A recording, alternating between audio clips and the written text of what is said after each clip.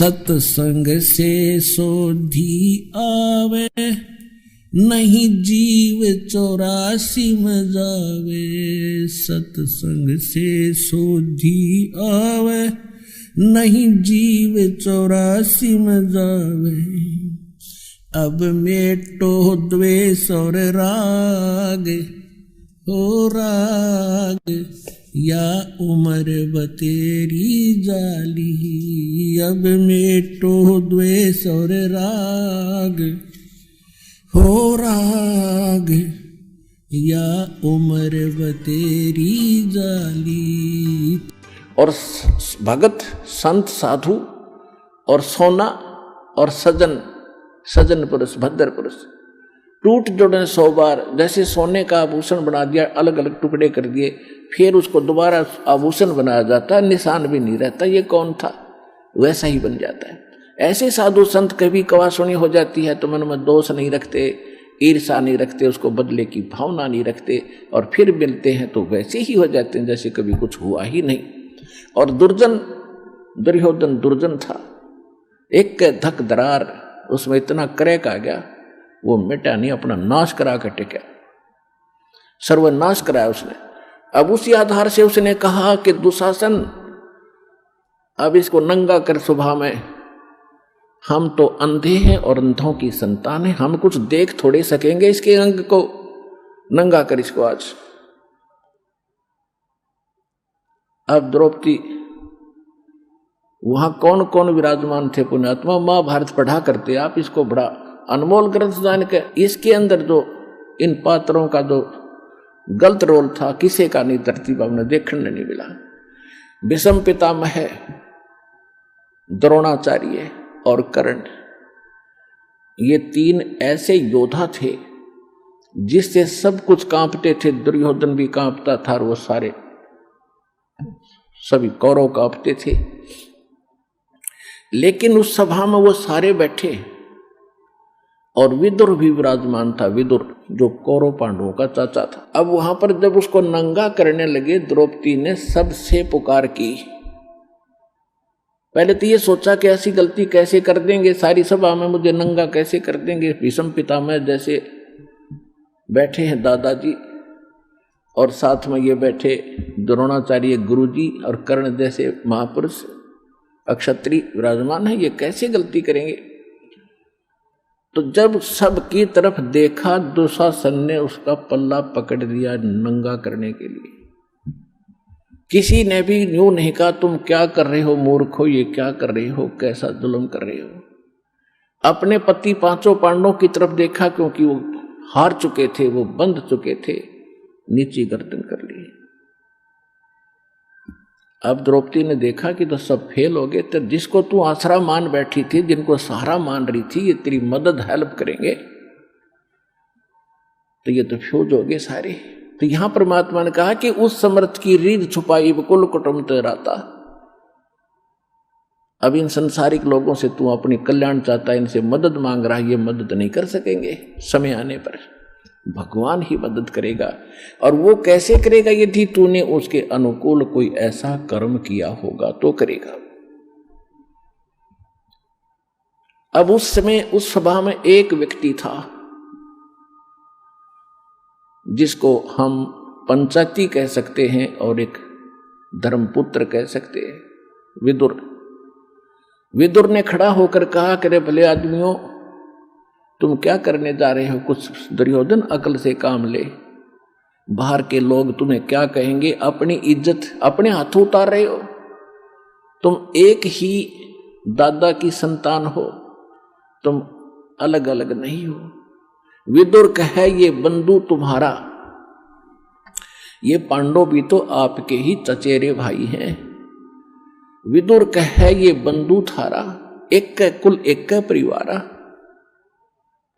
और तुम ये ऐसा जुल्म ना करो, अपनी इज्जत आप ही उतार रहे हो। और कहते हैं जब विदुर ने उनको मना किया, रोकना चाहता, थप्पड़ मारा, उसके मुंह पर थप्पड़ मारा कि तू तो पांडवों का चमचा है, सदा इन्हीं की ओर बोलता आया, जबकि नाते में वो चाचा था, सगा चाचा। कहते हैं विदुर के मुख पर लगा थपेड़ा तू तो इन पांडवों का चेहरा, इनका चमचा है, नौकर। तू तो है बांदी का जाया, तू बांदी से पैदा हुआ ना, इसलिए तेरे अंदर अक्षत्री वाले गुण नहीं है, तू इतनी ही बोधी बात कहता रहा। तू तो है बांदी का जाया। जब ये शब्द उसने कहा दुशासन ने, कहते हैं भीष्म, कर्ण और द्रोण मुस्काया। अकल देखो उन महापुरुषों की, पंचायत में बैठे हैं और एक लड़का अपने चाचा के थप्पड़ मार रहा है और उसको अपशब्द कह रहा है, वहां वह बैठे मौजूद व्यक्ति हंस रहे हैं, मुस्कुराए वो, जबकि उन्होंने खड़ा होकर कहना चाहिए था, निकम्मे खबरदार देते ने अपने चाचा का हाथ लगा दिया, सारी नैतिकता नाश कर दी तूने। और वो इसके विपरीत उन्होंने ना कुछ टोका टाकी की, ना ये कहा तू ऐसा ना करो, बल्कि ये शब्द सुनकर कि तू तो है बांदी का जाया। भीष्म, कर्ण और द्रोणाचार्य गुरु कहते मुस्काए, हंसे। और वहां एक था भक्त, एक था पंचायती। उस सभा में पंचायती के एक लक्षण और गुण होते हैं, सच्ची बात कहे, मुंह पे कहे, और उसकी नहीं चले तो उठकर चला जाना चाहिए, वहां बैठा नहीं रहना चाहिए उस सभा।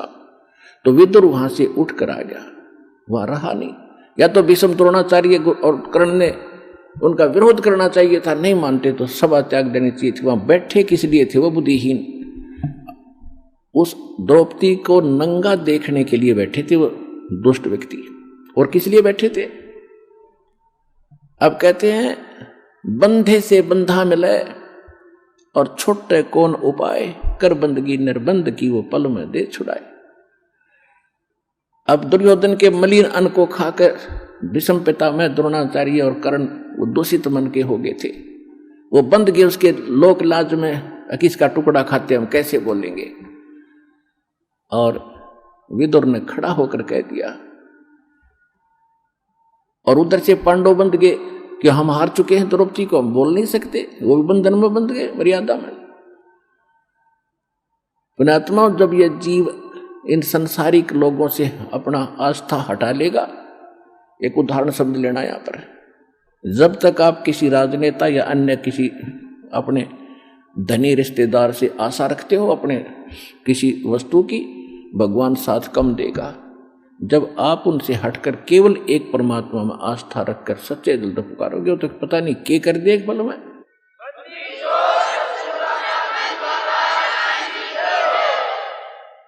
जब द्रौपदी ने देखा कि यहाँ कोई और साथी नहीं, तेरा मददगार नहीं है, तब सच्चे दिल से आत्मा रोई थी। यह भगवान आत्मा का साथी है, मन का साथी नहीं। मन तो पता नहीं क्या क्या बकवास चाहे, ये हो जा, वो हो जा, फलाना हो जा। जब आत्मा चाहेगी ना तो मालिक देगा आपको। ये आत्मा का साथी है, और मन है ये काल का एजेंट। जब आत्मा रोई, यहाँ की आपकी पुकार, जैसे पता नहीं कितनी बहनों के साथ बलात्कार होते हैं कहीं कहीं, और वो सभी पुकारती भी हैं अपने मदद के लिए, फिर लास्ट में भगवान को भी याद करती होंगी, लेकिन कितनों की मदद होती है? बहुत कम। कारण यह होता है कि हमने पहले कुछ ऐसा पुण्य नहीं कर रखा जिससे भगवान कोई कारण बना दे और हमारी रक्षा कर दे किसी भी प्रकार से।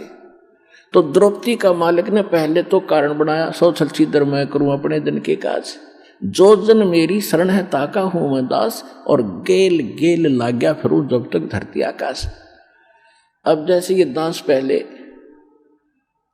पहले हम रामकृष्ण के पुजारी थे, शंकर जी के पुजारी थे, बाबा श्याम जी, हनुमान जी के पुजारी थे, और जो भी घर में सुख होता था हम ये कहा करते, भगवान विष्णु ने कर दिया, बाबा श्याम जी ने कर दिया, हनुमान जी की दया होगी। जो सा भी याद आ जाता उसी को श्रेय दे देते थे, जो भी भगवान हमें याद आते थे। अब पता चला कि ये तो कुछ कर ही नहीं सकते। अब ज्ञान की रोशनी से पता चला कि करने वाला तो वही था। कहते हैं जगत का पेखना पेख्या, धनी का नाम ना लेखा। संसार के लोगों का ही हमने क्रेडिट दिया, इसने ऐसा कर दिया, इसने ऐसा कर दिया। वो कराने वाला भी कोई और ही है अगर किसी से कुछ करवा रहा है। कहते हैं जगत का पेखना पेखा, धनी का नाम ना लेखा। जो सब कुछ कर रहा है उसका जिक्र भी नहीं, कोई सुपने में याद नहीं आया आपको। तो परमात्मा कहते हैं जब तक जो मेरी शरण में है, कभी किसी शरण समय में, ये द्रौपदी वाली आत्मा भगवान की शरण में थी, इस कलयुग के इस पीरियड में, ये चल रहा है जो स्वर्ण युग आ गया ये, और इसमें जो बिचल गए, पिछड़ गए, रह गए, वो फिर यही धक्के खाते हैं। रानी बन गई, कभी राजा बन गए, कभी देवता बन गए। कुमाई इस समय की होगी वह सत्य भक्ति, और हजारों युगों तक चलेगी उनके साथ, क्योंकि कितनी कमाई इतनी बनती है इसकी, फिर यहां बर्बाद हो जाती है। लेकिन जो एक बार उसकी शरण में आ गया, परमात्मा इतने दयालु है, उसको कहीं ना कहीं घुमा फिरा के इवन द्रौपदी का भी ईव जन्म देंगे, दोबारा यहाँ पटकेंगे उनको, जब उनका नंबर आओगा, जब टेके रहे तो न कहा मोक्ष होना था।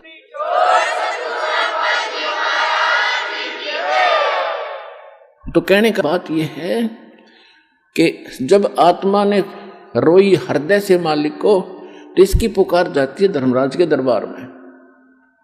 और यहां एक विधान बना रखा है, कोई ना कोई गुरु पहले अवश्य धारण करते थे, गुरु के बिन भक्ति नहीं करते थे। पांडवों का गुरु थे श्री कृष्ण जी, तो श्री कृष्ण को गुरु भी धारण कर रखा था। अब इसकी पुकार गई वहां धर्मराज के दरबार में, उसकी खुल गई वहां सीढ़ी। उसने देखा धर्मराज ने कि देखो आत्मा पे आपत्ति आई है, मैं कोई रक्षा करा सकता हूं। उसने देखा कि इसने एक ऐसा दान कर रखा एक साधु संत को कपड़े का, इसका तो पता नहीं कितना क्रेडिट दिया जा सकता है। तो वहां से रिफ्लेक्ट होकर के श्री कृष्ण में आई वो नो की नो पावर मालिक की। और कृष्ण जी तो अपनी पत्नी रुक्मणी के साथ शतरंज खेल रहा था, शतरंज का गेम खेल रहे थे महल में। जो ही उसने शतरंज डाली, उसमें बोलते हैं कच्चे 12 पक्के 18 पौ 12 जैसे भी उसके होते, तो 5 सेट डाले थे और बोलना था पौ 12 कच्चे 12 जैसे वो बोलते हैं खेलने में। उसी समय हाथ आकड़ गया उसका नु, और नु बोला अनंत अनंत अनंत। अब कृष्ण नहीं कर रहा था, वह परमात्मा की पावर उससे करा रही थी।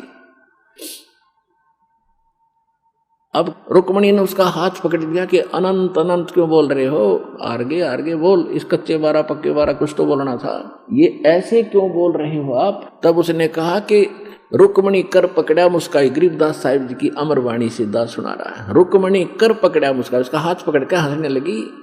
अनंत कहा मोह को समझाई, ये अनंत क्यों कहा इसका मुझे बता। अब कहते हैं दुस्शासन ने द्रौपदी पकड़ी और हमरी भगत सकल में सिखरी, जय हमरी भगत पिछोड़ी हुई तो हमरा नाम न लेवे कोई।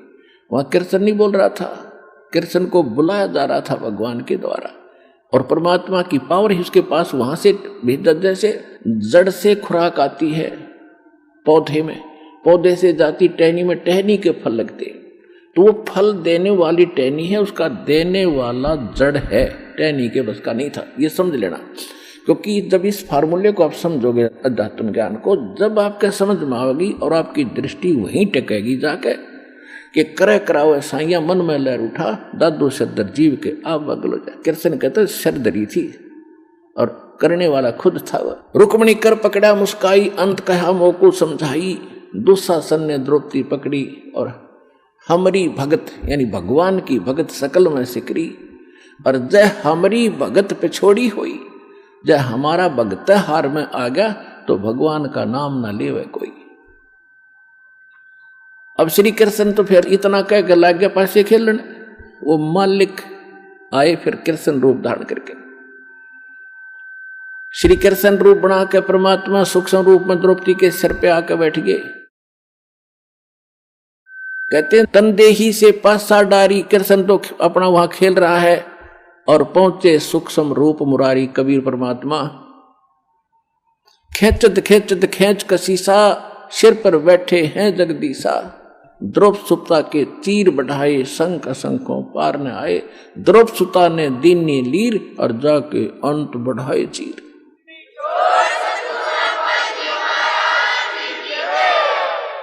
देते को हर देत है जहां तहां से आन, अनदेवा मांगत फिरो, फिर साहिब सुने ना का।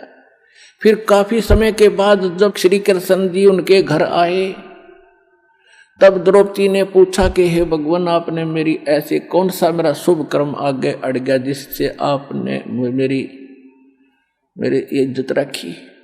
अब वो कृष्ण ने नहीं पता क्या हुआ, उसको तो बताया गया फिर कि आप ऐसे आए थे, मैंने आपको याद किया था, मेरी चीर हरण हो रहा था, आपने दया कर दी। तब श्री कृष्ण में भी को पिछले 3 लोग की ये कुछ शक्ति है, इनमें भी कुछ दिव्य दृष्टि होती है। इसने जब ध्यान मग्न होकर देखा कि कौन सा पुण्य इसको मिला, तब उसने बताया कि द्रौपदी, तूने एक बार जब तू कंवारी थी राजा द्रौपद के घर नहाने गई थी और तूने एक साधु संत को एक बिलहात का एक छोटा सा टुकड़ा साड़ी का पाड़ कर दिया था। उस महात्मा को दिए हुए फल, उस टुकड़े का फल आपको इतना मिल गया। ओहो, जब उसको याद आया, रिमाइंड हुआ को, अच्छा ओहो, इतने महापुरुष थे वो सूरदास। तो कहती है कि एक लीर माने छोटे से टुकड़े के कारण मेरे हो गए चीर अपार, और जब मैं पहले जानती कि ऐसे समर्थ है ये, तो सब कुछ देती वार कि उसको ना जाने के दान दे देती, उस महापुरुष को पता नहीं क्या समर्पण कर देती। तो पुण्यात्माओं, आज वो अवसर आ गया आपका, और जब ईब चूक गए, अब समर्पण होने का समय है मोक्ष प्राप्ति और यहाँ की सुख प्राप्ति के लिए। इसलिए आपको उदाहरण सुना।